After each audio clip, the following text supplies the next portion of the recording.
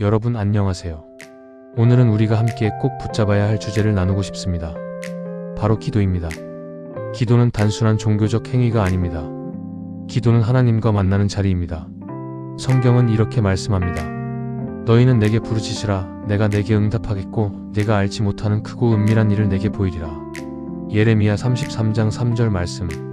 여러분, 하나님은 우리의 기도를 들으시는 분이십니다. 그리고 그 기도를 통해 우리에게 알지 못하는 놀라운 일을 보여주십니다. 저는 어느 권사님의 이야기를 들은 적이 있습니다. 그 권사님은 자녀가 방황할 때 사람 붙잡고 울기보다 하나님 앞에 무릎 꿇었습니다. 하나님, 제 아들은 제 말 안 들어요. 하지만 주님은 들으시죠? 주님, 붙들어 주세요. 그 기도는 몇 년간 이어졌습니다. 그러던 어느 날 자녀가 스스로 교회에 나오기 시작했습니다. 권사님은 그 자리에서 시편 126편 5절 말씀을 붙잡으셨습니다. 눈물을 흘리며 씨를 뿌리는 자는 기쁨으로 거두리로다. 기도는 눈물로 뿌리는 씨앗이지만 반드시 기쁨으로 거두게 되는 줄 믿습니다. 성경 속 믿음의 사람들도 다 기도의 사람들이었습니다. 다니엘은 하루 3번씩 하나님께 기도하다가 사자굴에 던져졌지만 하나님이 그를 지켜주셨습니다. 다니엘 6장 10절 말씀. 엘리야는 내가 이스라엘에 비가 내리지 않게 하겠다라고 선포하고 기도했더니 3년 반 동안 비가 내리지 않았습니다. 야고보서 5장 17절 말씀. 그리고 다시 기도하자 하늘에서 큰 비가 내렸습니다. 열왕기상 18장 42절에서 45절로 말씀. 예수님은 어떠셨습니까? 예수님조차도 중요한 순간마다 기도로 하나님과 교통하셨습니다. 새벽 아직도 밝기 전에 예수께서 일어나 나가 한적한 곳으로 가사 거기서 기도하시더니 마가복음 1장 35절 말씀. 여러분, 예수님이 기도하셨다면 우리도 반드시 기도해야 하지 않겠습니까? 저는 기도를 통해 하나님을 만난 한 청년의 이야기를 잊을 수 없습니다. 그 청년은 부모님의 사랑을 제대로 받지 못하고 자랐습니다. 마음이 늘 공허했고 술과 게임에 빠져 살았습니다. 어느 날 극단적인 선택까지 하려 했습니다. 그런데 길을 걷다가 교회 종소리를 듣고 안으로 들어갔습니다.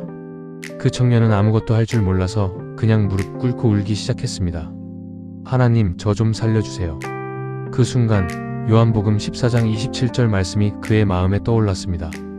평안을 너희에게 끼치노니 곧 나의 평안을 너희에게 주노라. 내가 너희에게 주는 것은 세상이 주는 것 같지 아니하니라. 그날 이후 그의 인생이 바뀌기 시작했습니다. 기도가 그의 절망 속에 평안을 불어넣어 주신 겁니다. 기도는 상황을 바꾸기도 하지만 더 중요한 건 우리 자신이 바뀐다는 것입니다.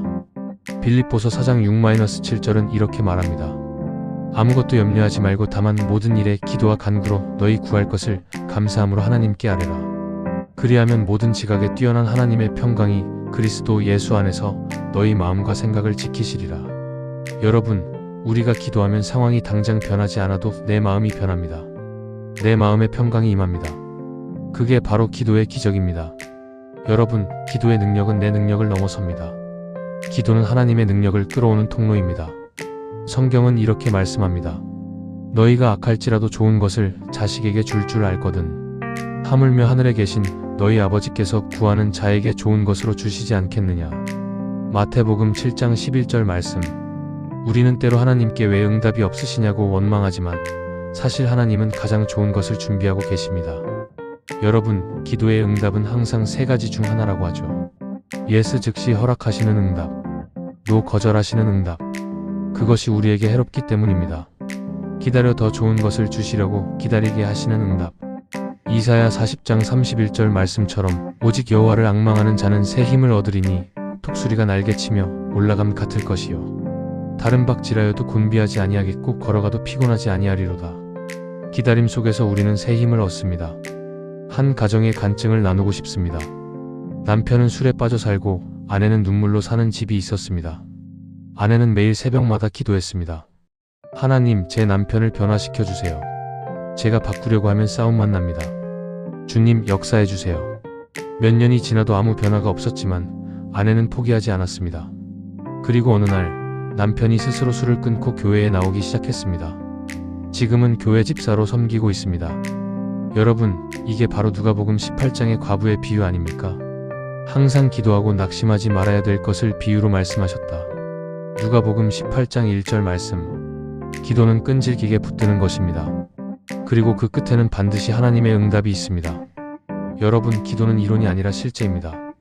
하나님은 지금도 기도하는 사람을 통해 역사하십니다. 그렇다면 이제 여러분께 묻고 싶습니다. 여러분은 어떤 기도의 제목을 가지고 계십니까? 가족을 위한 기도? 자녀를 위한 기도? 아픈 몸을 위한 기도? 미래를 위한 기도? 여러분, 그 기도를 하나님께 드리십시오. 마태복음 7장 7절은 이렇게 말합니다. 구하라 그리하면 너희에게 주실 것이요, 찾으라 그리하면 찾아낼 것이요, 문을 두드리라 그리하면 너희에게 열릴 것이니. 사랑하는 여러분, 오늘 말씀을 정리하며 다시 고백합니다. 기도는 하나님을 만나는 자리입니다. 기도하면 상황이 바뀌기도 하지만 무엇보다 내 마음이 변합니다. 기도하면 절망 속에서 소망을 보게 됩니다. 기도하면 나의 연약함 속에 하나님의 능력이 드러납니다. 그리고 기도하면 우리는 하나님과 더 가까워집니다. 너희가 온 마음으로 나를 구하면 나를 찾을 것이요, 나를 만나리라. 예레미야 29장 13절 말씀. 여러분, 기도는 하나님을 만나는 가장 확실한 길입니다. 오늘 이 말씀을 붙잡고 하나님께 나아가는 기도의 사람이 되기를 주님의 이름으로 축복합니다.